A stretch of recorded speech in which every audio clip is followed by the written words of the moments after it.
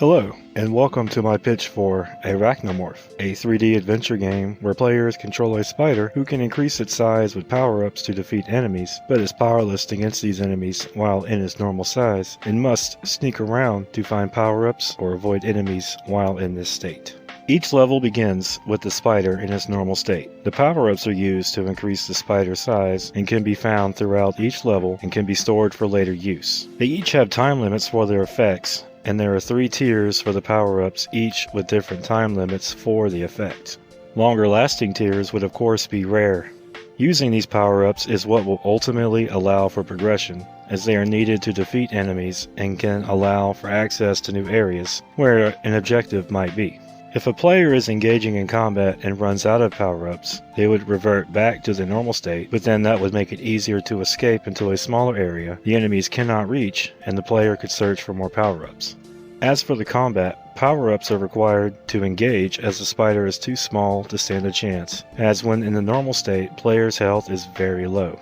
There are 3 attacks to use while in combat. There is a pincer attack, a stabbing attack, and a web blast to stun an enemy.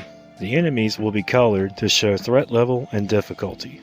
Completing a level is done by finding a way to advance through an obstacle, which could involve solving a puzzle or clearing an area of enemies. Some levels will require all enemies to be defeated, while some will not require that any be defeated. Some puzzles will require the use of growing and shrinking to solve them. This makes for each level to play differently and allow for different strategies to be used. The antagonizing forces in the game are the enemy AI that need to be either defeated or avoided.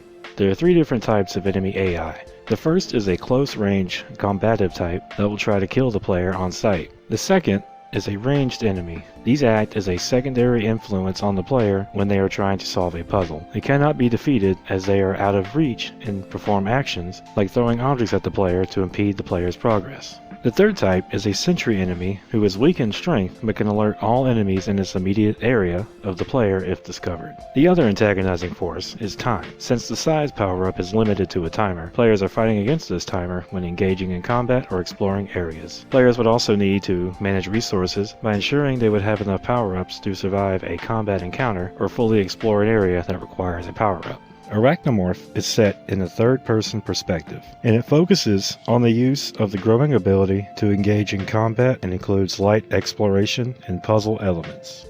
The goal of the game is to make it back to where the spider's web was when she was washed away by a storm.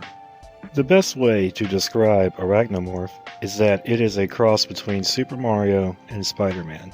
The game gives the player power-ups like in Super Mario, with similar movement and combat mechanics found in Spider-Man. The big difference here is that the game gives the player the choice of when to use their power-ups by means of collecting and using them when needed. There are some potential risks involved with making this game. With the game only featuring a few core mechanics, it may become stale after playing for a long time. I would mitigate this by making the levels shorter and ensuring that each level needs a different combination of tactics to complete. This would ensure each level plays differently while not straying from the game's core mechanics. And each mechanic will be introduced early on and allow the player to practice them before they are combined later on in the game. When the player has mastery of each mechanic, they can be combined in different ways to create new and interesting setups and keep the player from getting bored. And in particular, combat has a chance to become stale as well. It wouldn't be too out of scope to add more attacks, but I think the real solution comes from not always having to use combat. And since not all encounters have to involve the combat system, it can refrain from becoming boring. I hope you have enjoyed my pitch for Arachno Morph, and I thank you for watching.